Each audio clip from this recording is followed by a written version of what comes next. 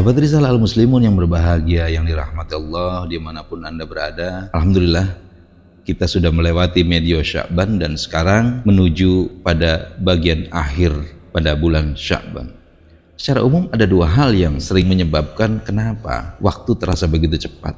Kata para ahli, karena proses biologis tubuh berupa proses sinyal saraf yang lebih santai seiring bertambahnya usia dan keterbiasaan terhadap lingkungan dan aktivitas harian yang dilaluinya itu-itu saja. Kenapa anak kecil merasakan waktu berjalan lebih lama? Karena banyak hal yang mereka pelajari dan otaknya memproses ilmu akan membuat waktu berjalan lebih panjang dan lebih lama. Oleh karenanya, bagi mereka yang sudah berusia melewati 40 tahun, haruslah terus belajar, mempelajari hal-hal baru, dan ini akan menyebabkan hari tidak berjalan begitu cepat. Kalaupun berlalu dengan cepat, ada tapakan-tapakan pahala insya Allah karena kita menjalankan perintah agama ini yang menyatakan bahwa menuntut ilmu adalah kewajiban bagi muslimin dan muslimat. Tentu akan tidak terasa lagi tamu kehormatan kita, yaitu Syahrul Ramadan, bulan Ramadan yang kita tunggu-tunggu akan menghampiri kita. A'udzubillahi minasyaitonirrajim. Ya ayyuhalladzina amanu kutiba alaikumusiyam kama kutiba alal ladzina min qablikum la'allakum tattaqun. Wahai orang-orang yang beriman, diwajibkan atas kamu berpuasa sebagaimana diwajibkan atas orang sebelum kamu agar kamu bertakwa. Ayat ini sudah sering kali kita baca, Al-Baqarah ayat 183. Sya'ban adalah bulan persiapan Ramadan.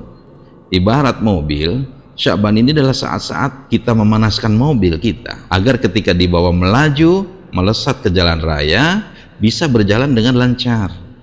Maka dengan demikian Sya'ban adalah saat kita mempersiapkan diri dan berlatih saum sunnat agar ketika masuk Ramadan, saum bisa diamalkan dengan lancar. Dan tentu kemudian kita tidak punya alasan lagi untuk malas-malasan di masa awal Ramadan dengan alasan adaptasi. Tentu ini harus kita hindari. Adalah Aisyah radhiyallahu anha, semoga Allah meridhoinya, istri Nabi sallallahu alaihi wasallam, semoga kesejahteraan dan keselamatan senantiasa tercurah atasnya. Beliau menjelaskan, karena Rasulullah sallallahu alaihi wasallam yasumu hatta naqula la yuftiru. Rasulullah bersaum terus hingga kami mengatakan beliau tidak berbuka. Wa yuftiru hatta naqula la yasum. Dan beliau tidak saum hingga kami mengatakan beliau tidak saum. Wa ma ra'aitu Rasulullah sallallahu alaihi wasallam istikmala siyama syahrin qattu ila Ramadan. Dan aku tidak pernah melihat Rasulullah sallallahu alaihi wasallam bersaum sebulan penuh kecuali pada bulan Ramadan. Wa ma ra'aituhu fi syahrin aktsaru siyaman fi Sya'ban. Dan aku tidak melihat beliau pada satu bulan yang paling banyak bersaum kecuali pada bulan Sya'ban. Hadis riwayat Muslim. Ini menunjukkan bahwa beliau menghususkan bulan Sya'ban itu untuk memperbanyak saum dibandingkan bulan-bulan lainnya. Demikian Imam As-Sun'ani menjelaskan. Kemudian di hadis lain, Aisyah melengkapi dengan ceritanya, aku tidak pernah melihat beliau saum satu bulan pun yang lebih banyak daripada Sya'ban. Beliau saum Sya'ban hampir keseluruhannya. Hanya sedikit hari saja beliau tidak saum. Kemudian sahabat Usamah bin Zaid pernah bertanya kepada Nabi SAW, kenapa beliau memperbanyak saum di bulan Sya'ban? Nabi menjawab, itu adalah bulan yang dilupakan orang-orang. Ada di antara Rajab dan Ramadan, padahal bulan itu adalah amal-amal diangkat kepada Rabbul Alamin.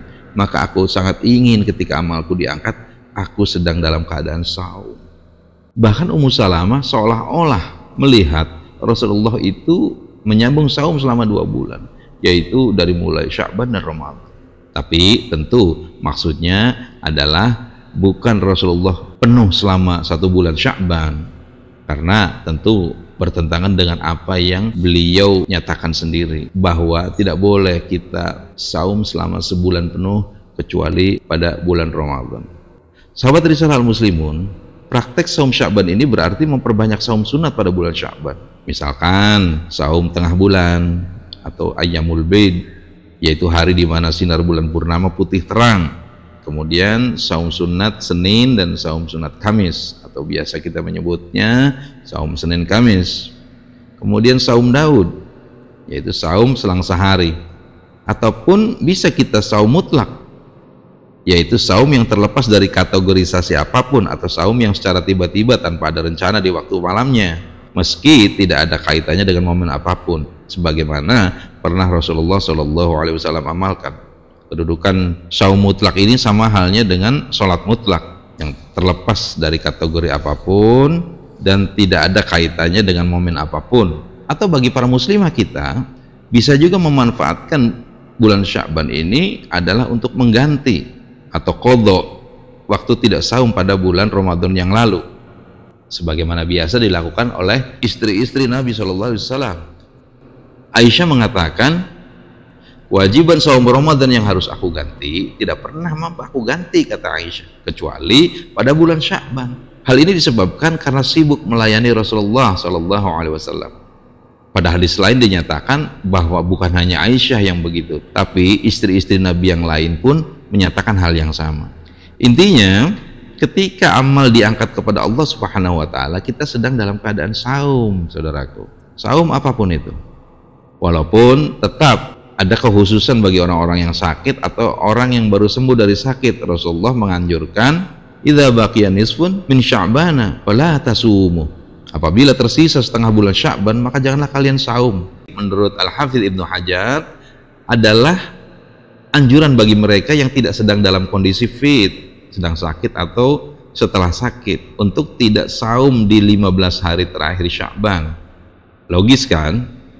Agar nanti pas memasuki bulan Ramadan, kondisi fisik mereka dalam keadaan fit atau prima.